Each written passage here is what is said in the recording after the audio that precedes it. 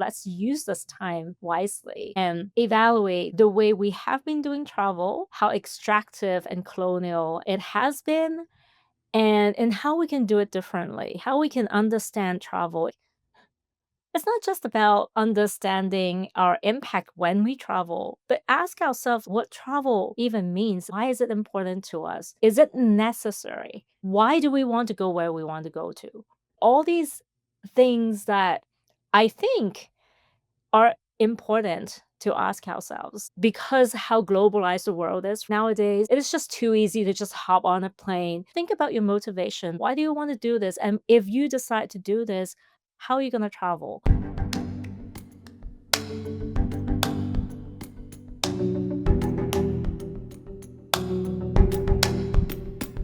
Hey, it's Yulia, and this is Going Places, a show about fascinating places near and far, and the people who make them better. Welcome back to the show, everyone. This is your host, Yulia Denisyuk. Today, we're speaking with Vincie Ho, my friend, colleague, and peer in the travel industry, who founded Rise Travel Institute, a nonprofit dedicated to decolonizing travel. Born and raised in Hong Kong and now based in the United States, Vincie has that perspective of a first-generation immigrant that I also identify with. Prior to her work in the travel and tourism space, she taught French at the University of Hong Kong for over a decade and was involved in refugee rights advocacy work in Hong Kong, Southeast Asia, and French-speaking Africa. Beyond Rise, Vincie also teaches human rights in the graduate programs at Antioch University, New England.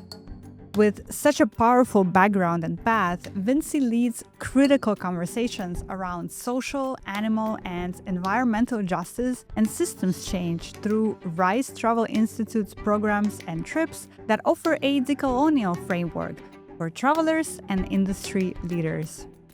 I want to call out one of the resources Rise has put together recently that you should take a look at. It's an incredible ebook called Decolonial Guide to Travel, and it's free. Inside this ebook, you're going to find critical questions that bring the impact of colonization into the now through the concept of neo-colonialism. I promise you, after going through this well-crafted and thoughtful resource, you won't look at travel or any other activity humans do on scale the same ever again. And I love the fact that this ebook centers the voices of Rise collaborators who are themselves amazing leaders in travel, like Justine Abigail Yu, who was on our show last season, and Alex Reynolds, who was our guest at the beginning of this season. You'll find the link to this guide in our show notes, and I highly recommend you check it out. Vincie and I first met at a WITS Summit by Wonderful in Puerto Rico 2 years ago, and I was immediately enthralled by her powerful voice in the travel space. She's one of the very few peers I know who interrogate the privilege travelers hold and how systemic power imbalances show up in travel, an activity we often think of as an innocent act of moving through the world. Our conversation with Vincie was so big and so powerful that we decided to break it into two parts. In part one, which you're going to hear today, we discuss how Vincie's background in human rights has prepared her for tough conversations in travel, what it was like growing up in Hong Kong, and how a trip to France began her social justice awakening. We'll also discuss how capitalism leaves little space for activism in our lives and why there are still so very few conversations about decolonizing travel in the tourism space. As you might have heard since we relaunched our reimagined Going Places platform about a month ago, Vincie and Rise Travel Institute are our founding members. I could not have been more proud and honored to have the support of Rise because the efforts of this organization are critically needed in travel and beyond for all of us to keep building a better place for our communities. If you feel inspired by the stories and discussions we've brought you this year, please consider supporting us as a paid member.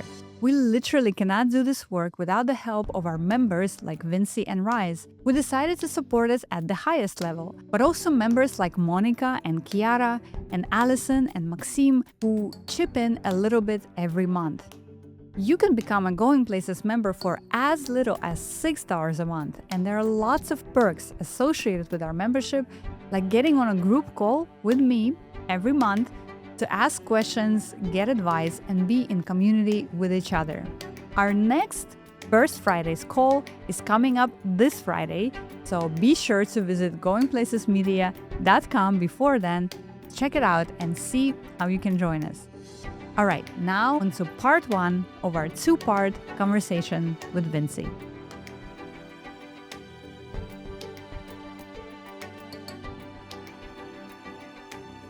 Hi, Yulia. Hi, Vincie. Welcome to the show. I'm so excited to have you on today. Thank you so much for having me. I'm so excited about this conversation. Me too. Me too. And we're speaking at a very difficult and challenging time, and I feel like there is no other person I'd rather be speaking about this time than with you.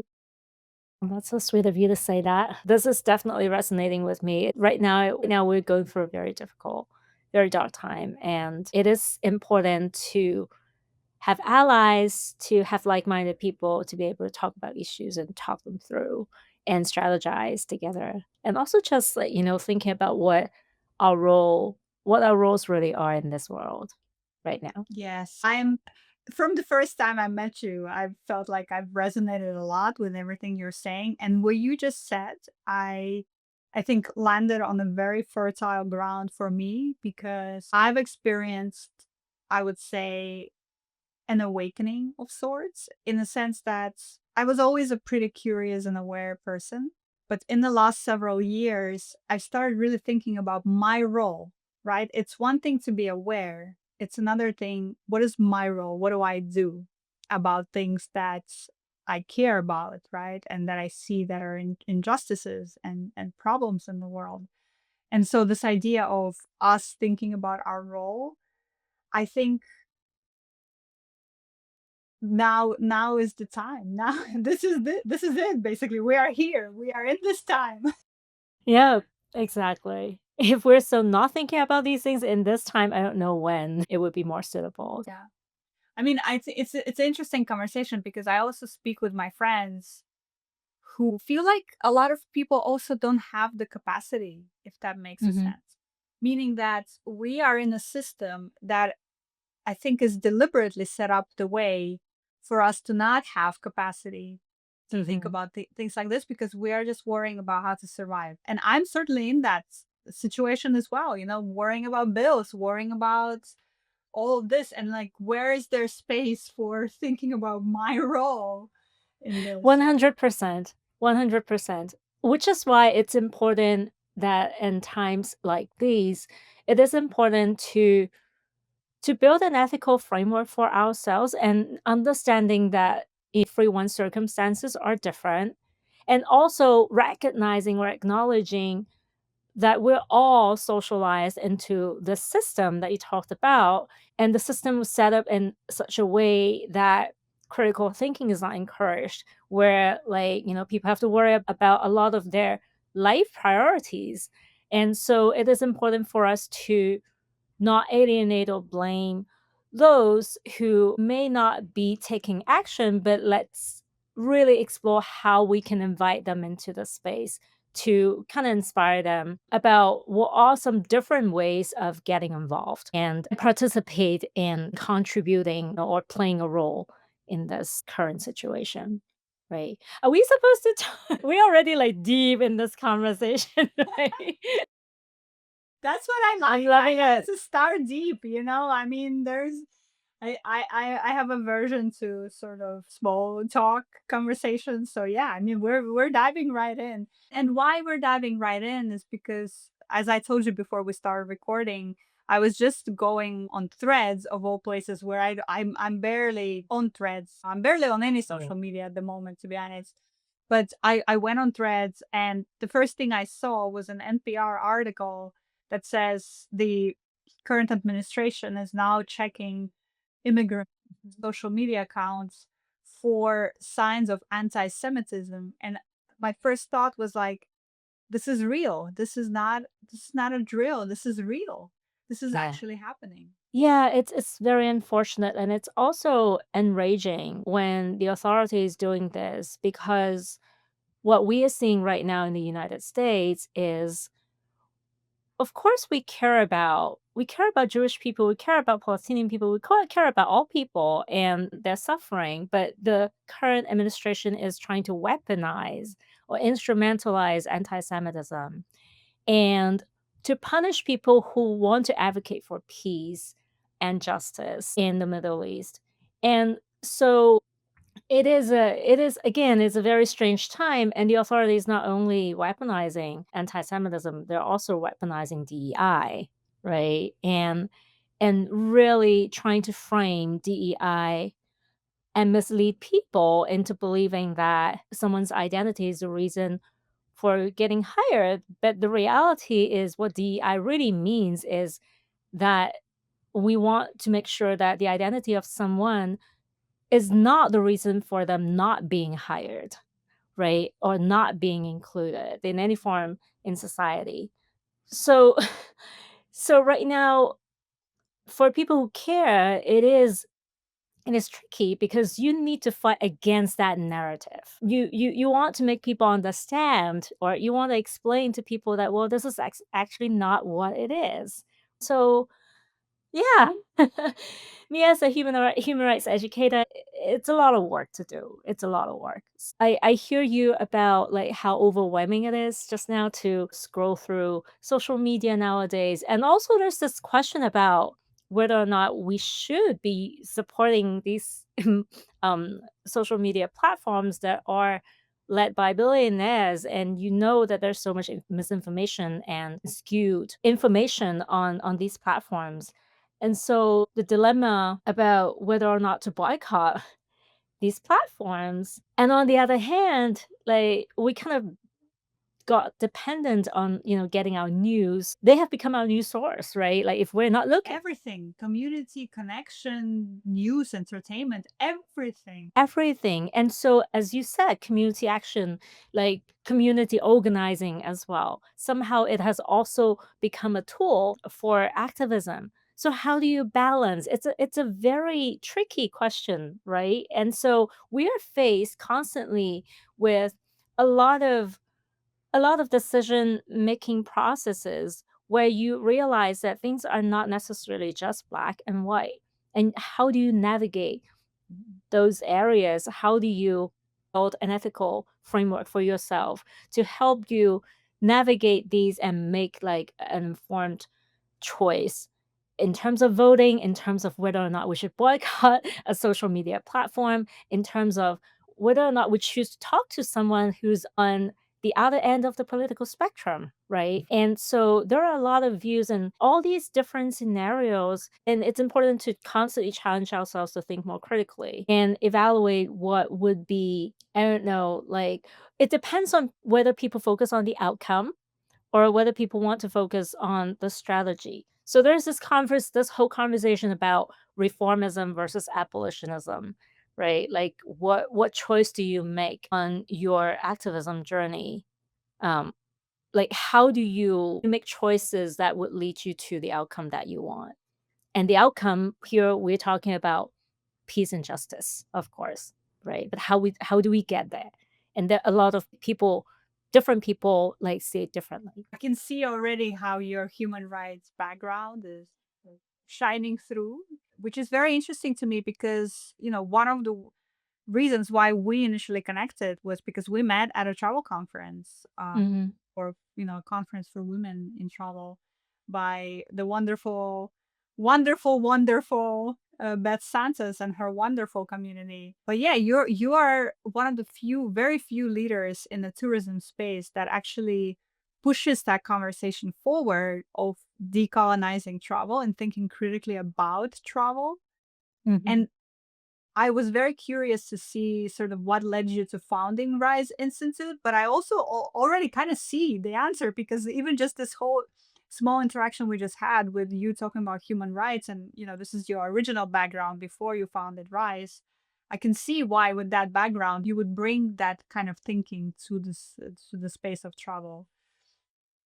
Yeah, absolutely. Well, first of all, before I go dive into how I founded Rise and the reason behind that and the journey, I just really also wanted to echo what you just said about our first meeting at the Women in Travel Summit organized by Wonderful. And I would say that the feeling is mutual, and that when we first got connected, I was also very drawn to what you were doing, and also like really thoroughly enjoyed all of our conversations. And it is rare for people to, unfortunately, I would say, in the vast tourism industry space, we're not a big crowd or big group to be really caring about justice. There are a lot of people who talk about sustainability, but we need to acknowledge that justice is part of sustainability. And when we talk about sustainable travel, it's not enough to just talk about the environment. It's not enough to just talk about carbon footprint. It because at the end of the day, the reason why we care so much about climate change is because it is actually already impacting a lot of vulnerable communities around the world. It's impacting wildlife. It's impacting our environment. And in turn, because of the change of climate and everything, there are, I mean, there are farmlands that are not farmable anymore, right?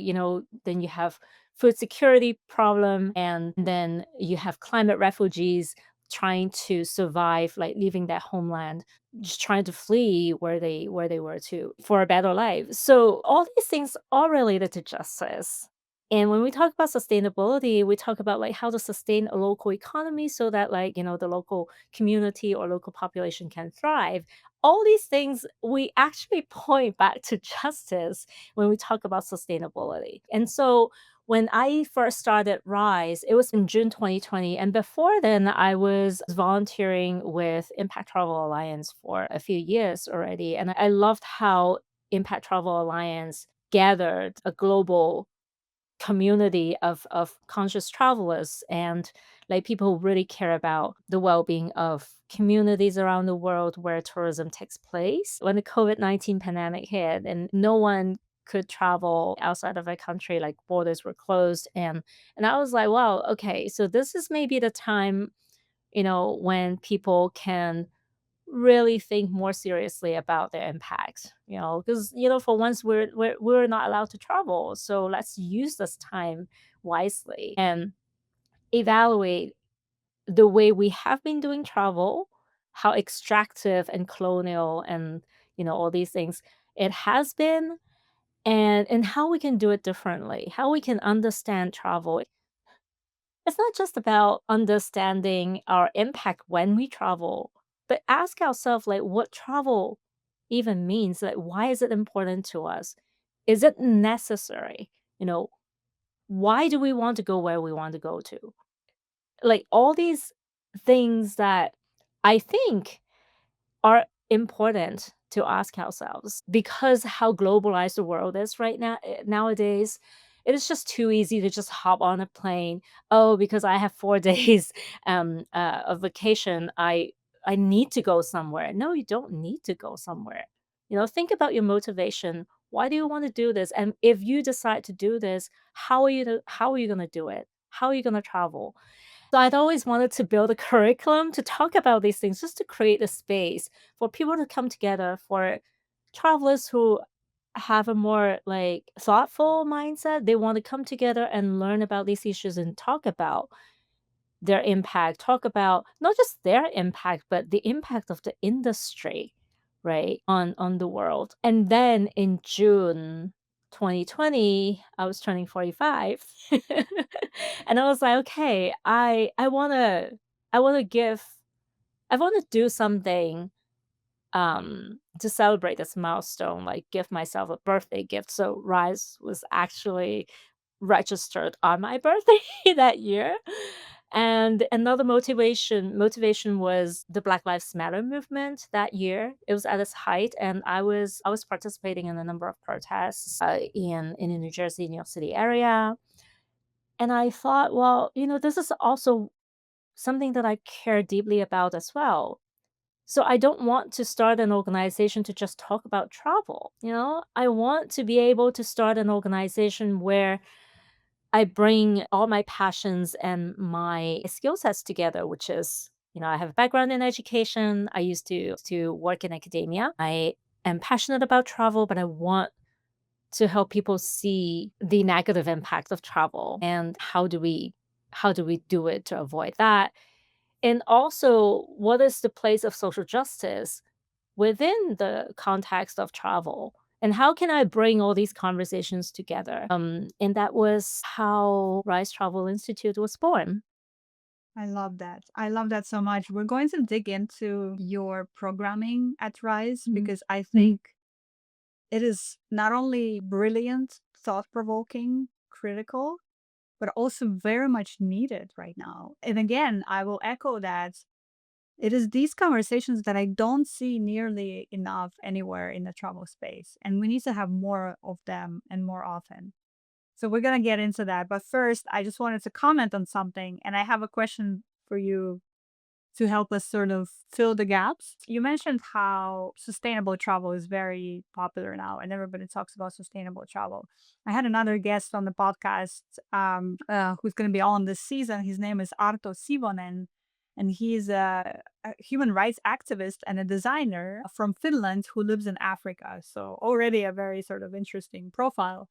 But him and I were talking about exactly this thing where people now almost use this label of sustainability as a way to feel good about their choices. Mm.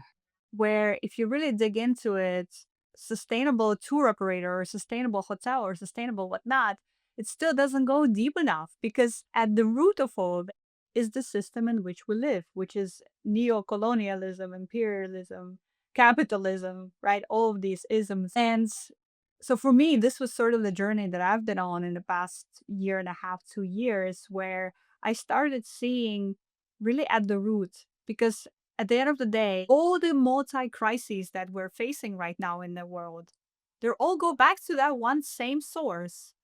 It's colonial based capitalism and the system in which we live in.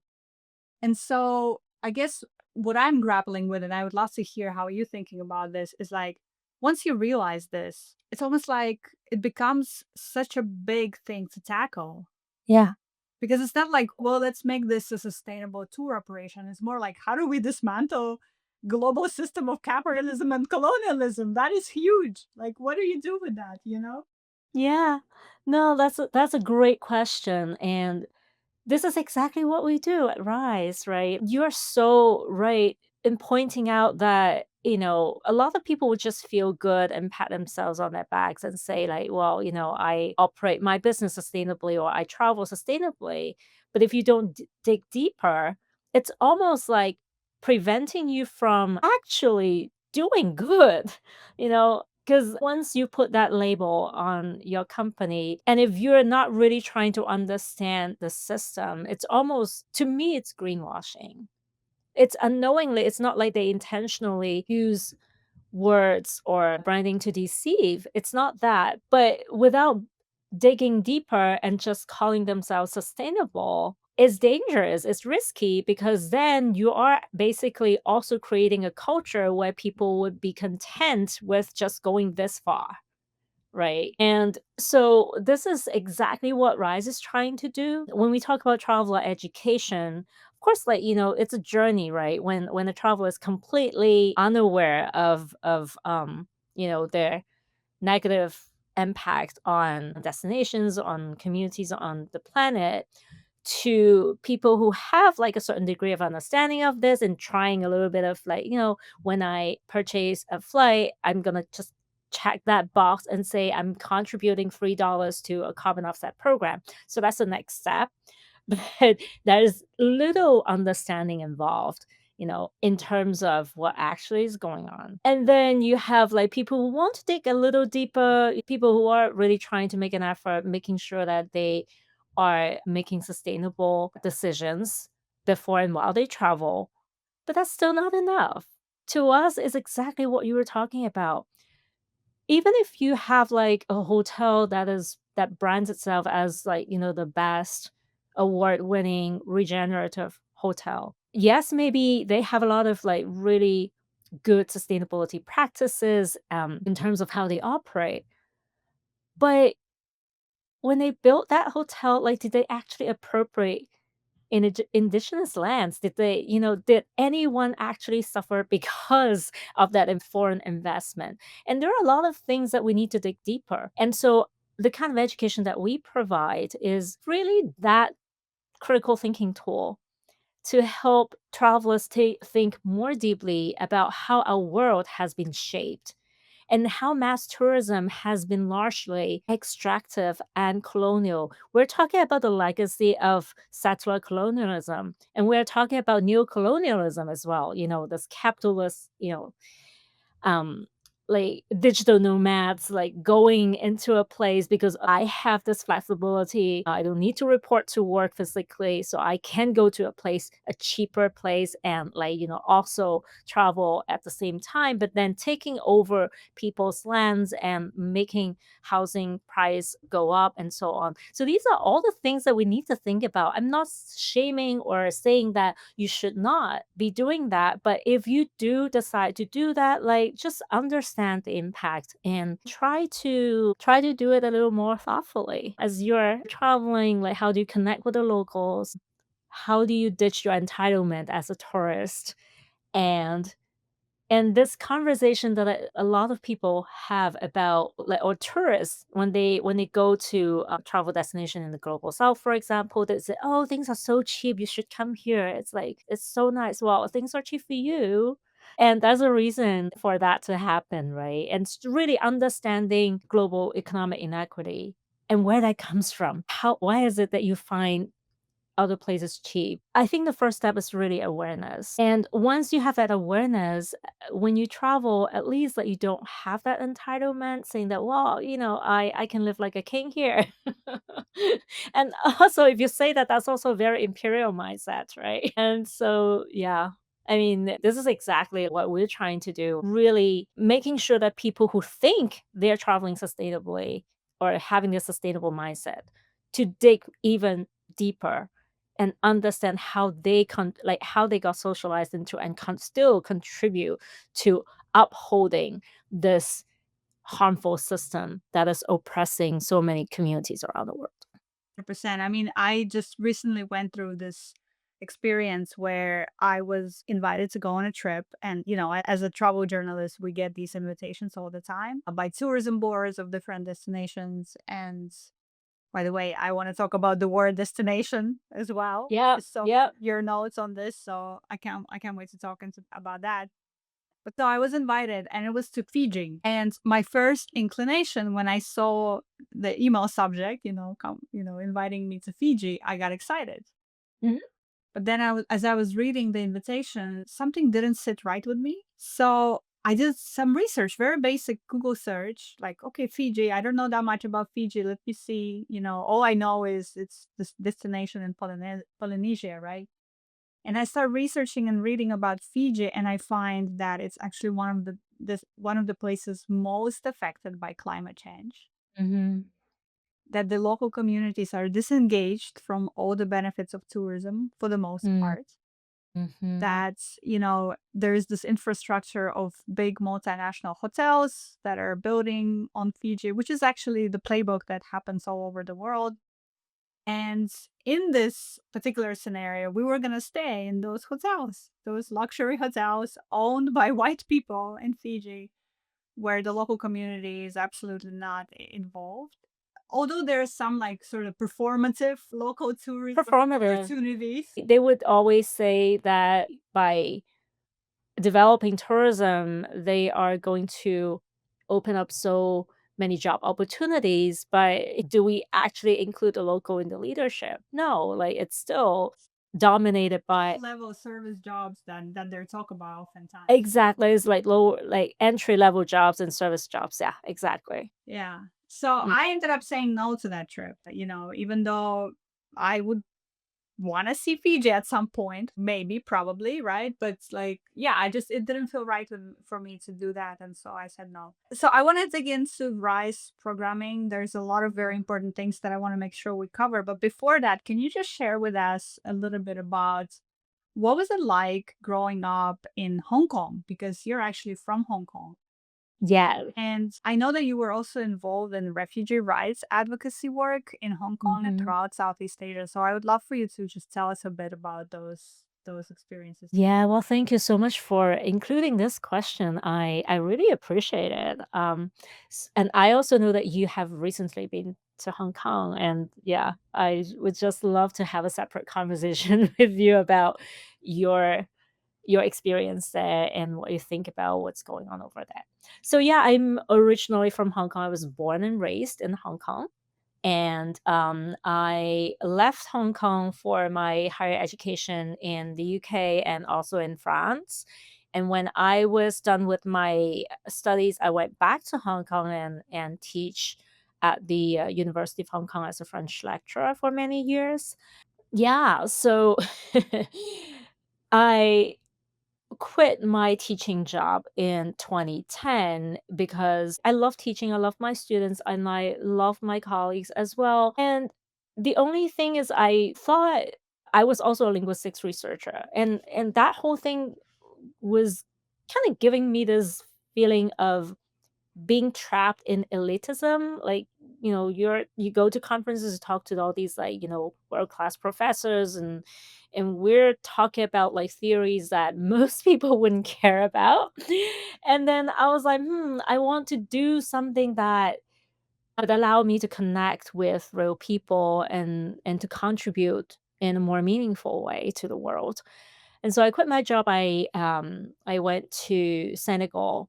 Yeah, I went to Senegal in 2010 and Rwanda in 2011. And I was working with a grassroots refugee organization in Senegal, and they were an organization that provide pro bono legal services or like legal assistance to asylum seekers from East Africa.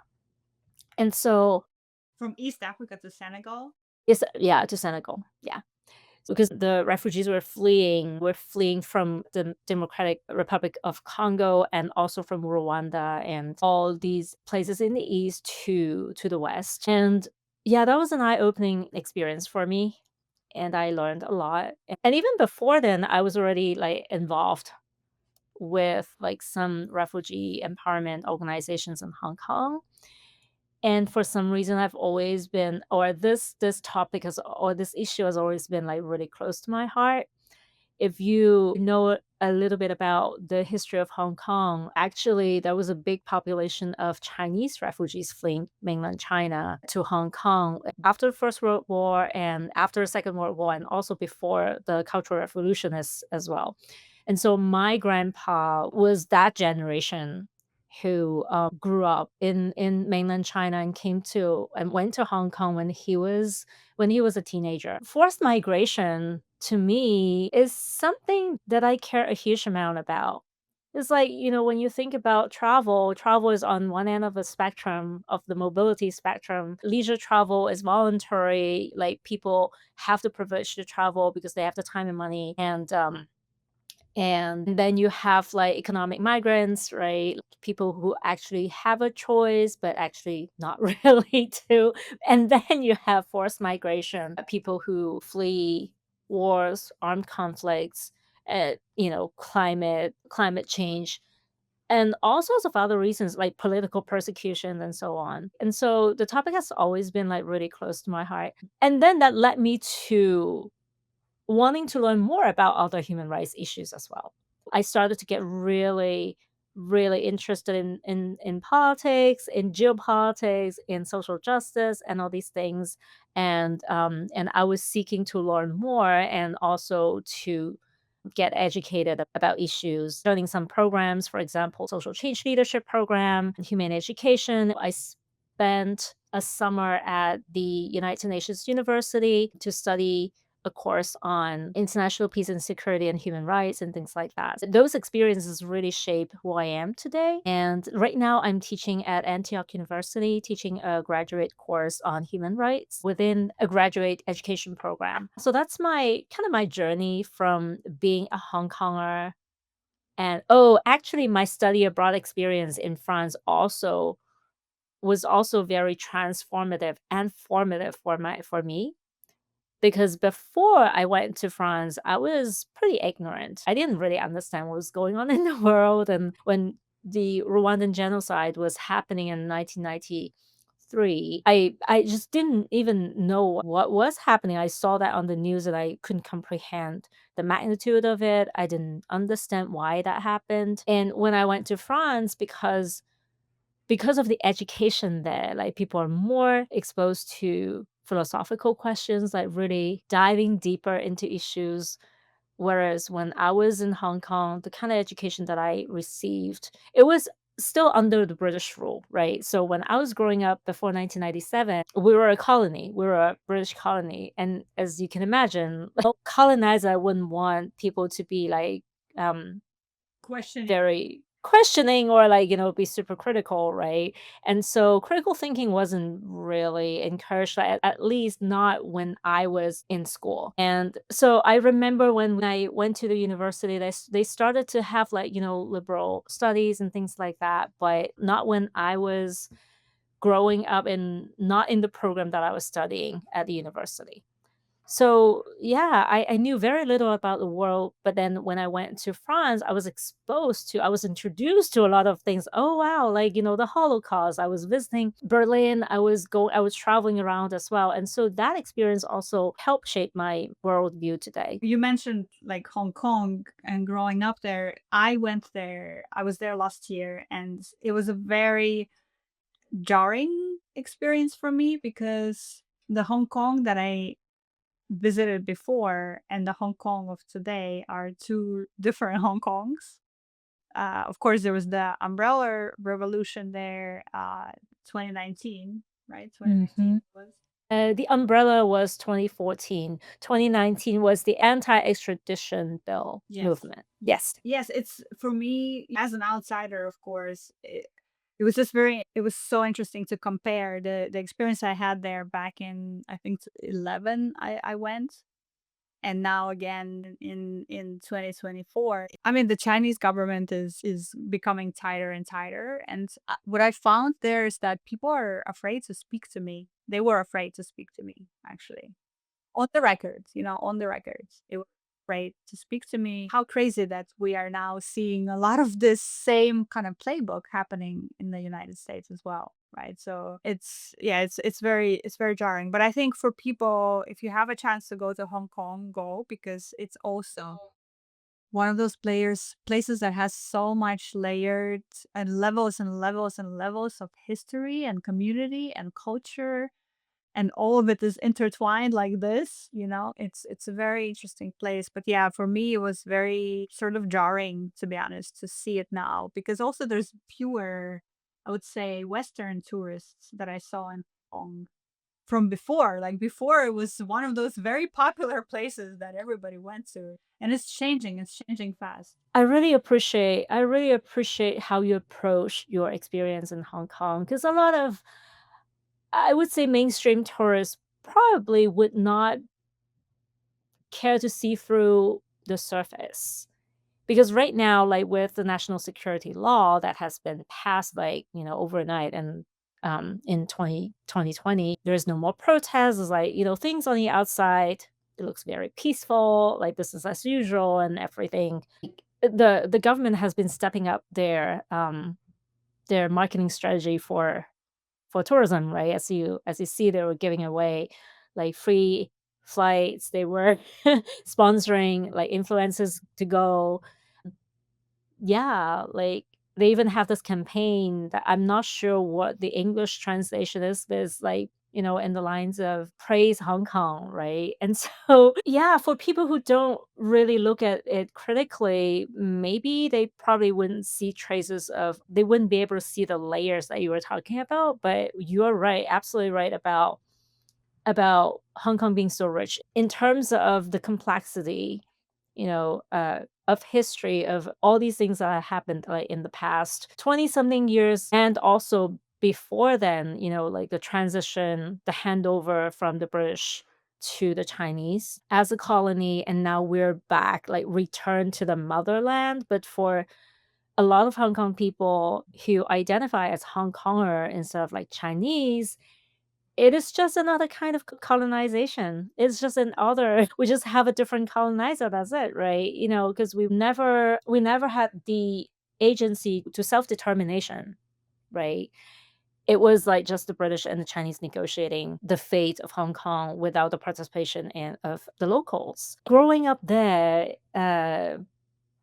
is has been interesting. I would say, again, as a teenager, as a child, a teenager to a young adult, I was pretty ignorant. No, I wasn't thinking a lot about politics and stuff. And so as many Hong Kong, like young Hong Kongers, like it's a very capitalist, materialistic. And that's what the colonizer want you to be preoccupied with, right? And so when I was a young adult, I still remember my every time I met with my peers, they'd be talking about the stock market, they'd be talking about like real estate and all these things that I wasn't interested in. So I felt a huge disconnect with my friends back in the 20s, like when I was in my 20s. But then when China has started to tighten its grip, after the Beijing Olympics, probably like, in the early 2010s, when Xi Jinping took office, the government was trying to impose a national and moral education curriculum onto K to 12 schools and the universities. And that that has miraculously brought together like, so many educators, students, parents, and people were mobilized. That was probably the first my first active participation in a form of activism, if you like. And that was back in 2010-ish. And then 2014, the Umbrella Revolution, it was beautiful. And Hong Kong was very, very famous for its peaceful protests for decades.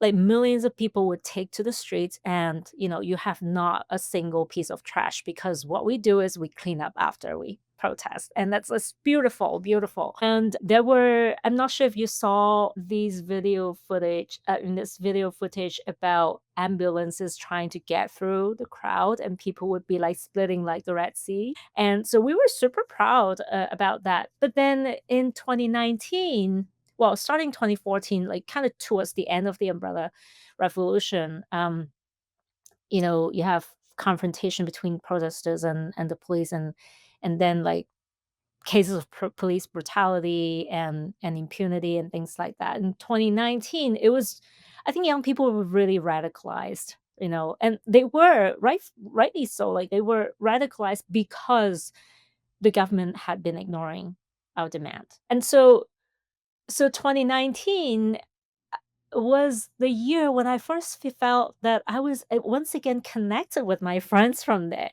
because now everyone seems to be awakened, and they care. Finally, they care, and a lot of people have left Hong Kong. A lot of my friends, they worry about the education of their kids. They don't want their kids to be brainwashed. So, and we represent the luckier generation, because now like friends of my age, they have accumulated some wealth to allow them to make that decision. A lot of younger people, like the younger generations, they don't have the means to leave. You tell them to like, oh, just go somewhere else and live somewhere else. They can't do that, right? And then also like from the tourist, like from the ethical or conscious travel perspective, I've been thinking a lot also about, okay, now things are not doing well here in the US. And as Americans, a lot of people are seeking to move or relocate elsewhere.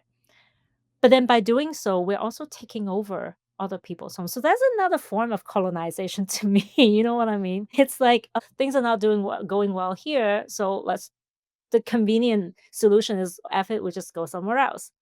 I love that you say that because I just had this conversation with another guest on the podcast who's also on the season. Her name is Natasha Hakimi Zapata. She's a journalist, and she wrote a book called Another World is Possible: Lessons for America from Around the World. And we were actually talking about that. Like, do you stay and fight, or do you leave? And also there is this very much of a privilege in being able to live Exactly. and Exactly. not stay and fight. Just wanted to say that, by saying that, I'm not saying that those who choose to leave are irresponsible, like they must stay. A lot of Hong Kong people also move to the UK, for a better future for their kids, and that's totally understandable. And that's what migration looks like, right? For a lot of people, like in the global south, they wanted to go to the United States of America, they wanted to go somewhere else for a better future for their kids. And so, yes, I can understand that. But I think again, back to what I said earlier, is that we all have a different ethical framework that, that we use to help us make our decisions. It depends on your own priorities too. If your kid's future is the most important to you, yeah, I don't see why you should take the blame, right? For moving elsewhere.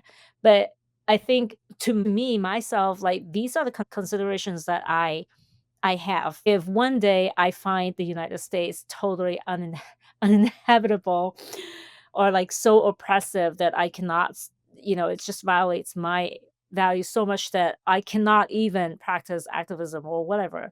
And maybe there's a way that I could do it better from elsewhere. I may consider that too, right? So I'm not saying that, that's right or wrong in this decision, but people should be thinking about these things when they make a decision. That's an excellent point. I love that you said that. That's very, very well said. What I wanted to also comment is that you were talking about how people awakened or people became more active, and before that they were like focused on stock market and whatever. I've been thinking about this a lot lately. It's like the greatest irony and also success of capitalism system is that it or it organizes people in this way that we have no space to think about being active and showing up for our own lives and for our own futures and those around us, and it makes it so easy to participate in the system and just be content with that Yeah, also. absolutely. But I think that's what's happening in the last few years is that I do see that a lot more people are asking questions and are thinking more about and are starting to see that it's not a sustainable or a good system for them or for so many others, which kind of gives me hope actually in a weird way. Like things are going so bad that it's giving me hope that more people are becoming more aware of that. It's almost like you're so right. Like it almost it feels so wrong when you see the Palisades in LA being burnt down, burnt like all these billion-dollar homes burnt to the ground. But at the same time, it's like, okay, now like the rich people also see that it impacts them too, right? And hopefully there's some sort of awakening in that tragedy, unfortunately. I don't think rich people are gonna save the Yeah, I situation. know, because first of all, they have so much wealth that it's not really going to affect them like the way climate change would affect people who don't have the privilege, right? I had this conversation also with somebody recently. Most of us are much closer to becoming homeless people than to becoming Yeah. millionaires. Yeah. And we're only one disaster away from one health crisis away from losing everything and not having any support. How scary is that in the richest country in the world? It is so scary, and when you like, back to the LA fires, when we look at what happened in the Palisades and look at what happened in Altadena, right? The difference was stark because in Altadena, a lot of, like, middle-class families or working-class families, they have their house burned to the ground, and they have nothing.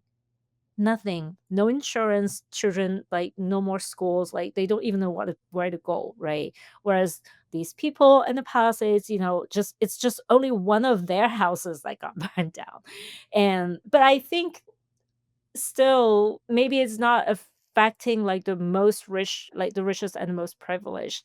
But then I think it really was able to paint a picture for people to see that no one is spared in times of crisis. And now we're going through like all these poly crises domestically and internationally. And at the end of the day, this thing is going to come back and impact us. Looking at the stock market crashes, like tanking, and looking at how prices are going up and so on. It's just, yeah, what kind of world are we in, Yulia? What kind of world do we want to live in, and what can we do to make that, to make the changes that we want to see? And actually that's why in this season we have made a very conscious decision and focus to spotlight and to bring conversations of people who are working on making their immediate spheres of influence better. And we're working on cultivating hope, because I think for me personally, it's been really easy to jump into despair. And I want to like counterbalance that with really looking for those pockets of hope, I would say. And so all the conversations we're having on the season are with that frame of mind. Going Places shares stories that help us imagine a better way to live, create, and travel. We are located on the traditional unceded Anishinaabe homeland. Our lovely new theme music is Altercations by Matt Nicholson at Big Score Audio. Our editor is Luciana Boss. We are reader supported. Take care and safe travels.